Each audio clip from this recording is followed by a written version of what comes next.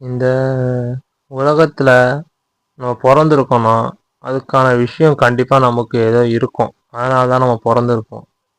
அந்த விஷயத்த நம்ம ஃபுல்ஃபில் பண்ணால் மட்டும்தான் அடுத்த பிறவி பலன் நம்மளுக்கு இருக்காது.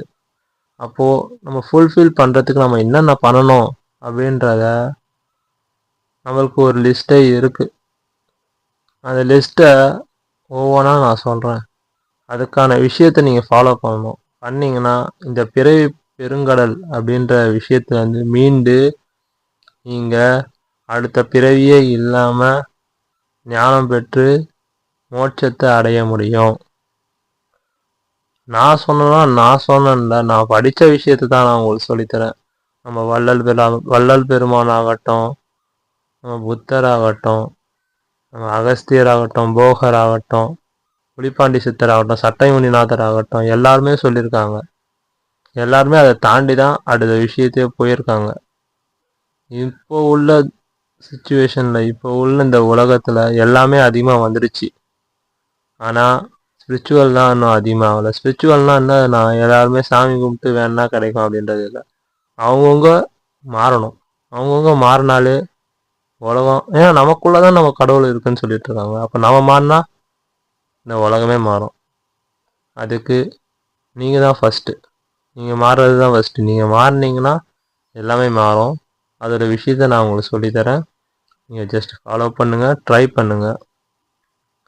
நீங்கள் ட்ரை பண்ண தான் உங்களுக்கான இன்பம் அதிகமாக இருக்கும்.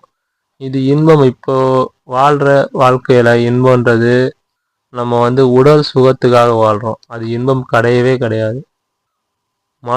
மனத்தோட இன்பத்துக்காக வாழணும். பெரும் இன்பம் அதுதான் மனதோட இன்பம். மனதோட இன்பம்னா என்னது? ஆத்மா, அதோட இன்பம் தான் சொல்கிறேன். ஆத்மாவோட இன்பம் என்ன தெரியுமா? ஒன்றே ஒன்று தான், கடவுளோட இருக்கணும். ஆத்மா கடவுளோட சேர்ந்துருக்கணும். மனம் தனியாக இருக்குது, ஆத்மா தனியாக இருக்குது. இது ரெண்டையும் ஒன்றா சேர்க்கறதுக்கான வழி தான் நான் உங்களுக்கு சொல்கிறேன். ரெண்டையும் ஒன்றா சேர்த்திங்கன்னா ஆத்மா கடவுளை நம்ம பார்க்கலாம். அதனால தான் இந்த கிளாஸ் பேரே ஆத்மா கடவுள். ஸோ உங்கள் ஆத்மாவை நீங்கள் புதுப்பிக்கணும்னா நீங்கள் கடவுள்கிட்ட சேரணும். கடவுள்கிட்ட சேர்றதுக்கான வழியை ஒவ்வொன்றும் நீங்கள் உங்களுக்குள்ள இந்த கடவுள்கிட்ட சேர்றதுக்கான வழியை மட்டும்தான் நான் சொல்கிறேன்.